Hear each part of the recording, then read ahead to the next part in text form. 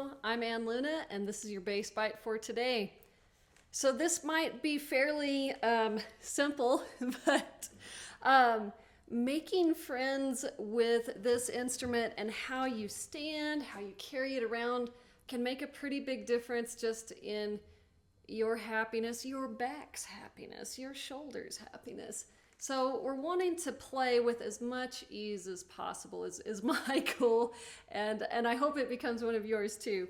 So if I'm just standing, and even if you're kind of thinking of, for those of you who are familiar with yoga, and you're just doing your mountain pose, right?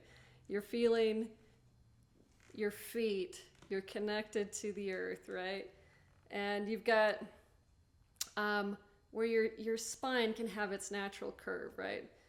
So we're wanting that as much as possible, and our elbows down because that helps our shoulders relaxed. So as soon as we do something like this, I'm exaggerating, obviously. That, or if I'm putting weight on one foot more than the other, and that's certainly something I catch myself doing. So sometimes, if I'm leaning in, there's a lot of weight on my right foot. So sometimes if I just take my right foot back, that will put the base more where it's a little more comfortable. For me, having this back bout kind of tucked in to my hip crease here, that gives me a nice balance point and contact point, because the idea is I want basically the base to be able to be on its own so I can move around if I need to, if I'm getting in and out of a mic or trying to communicate with bandmates or audience, whatever I'm up to there, right? So it ends up that my knee kind of touches this back bout here too. And so I've got a little more stability there. So that works pretty well for me, instead of doing kind of all to one side or all behind it, is I feel like I've got a nice balance there, and I can kind of move back and forth on my feet and adjust the angle, or if I'm needing to improve on stage too. So this is the thing, is sometimes you will be on hay rides or moving trains or something, and you're still wanting to play, right? Or maybe you have been hired for this gig.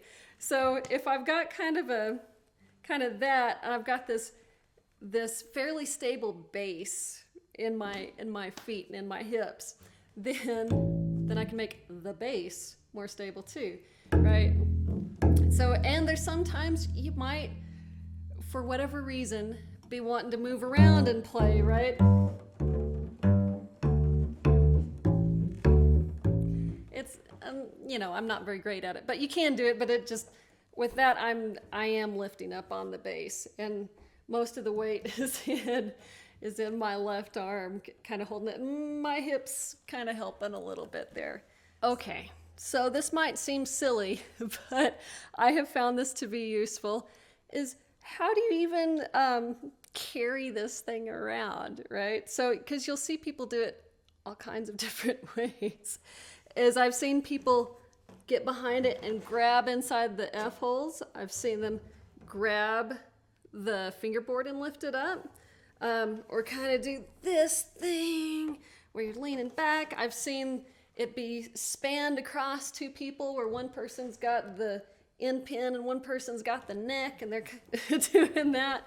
My favorite way to do it is to drape my body over the base and hook my right arm around it. So this is basically, this how I'm playing anyway. So then if I drape my body over the base, have the neck against the right side of my neck, my arm can reach down on this bout, and my other hand can reach this other bout.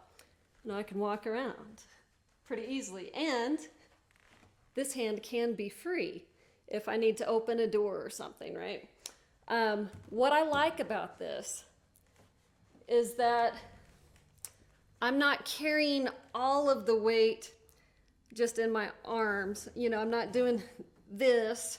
I'm not having to bend over in the same way. There's less stress because my hip is taking some of the weight.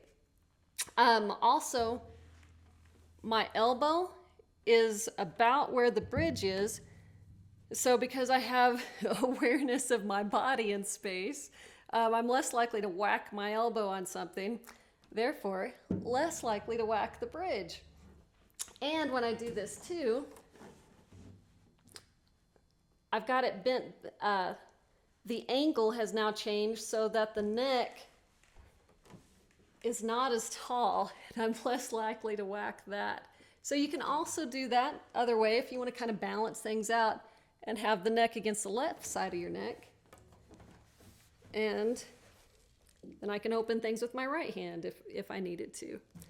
So that is your small practical bass bite for today.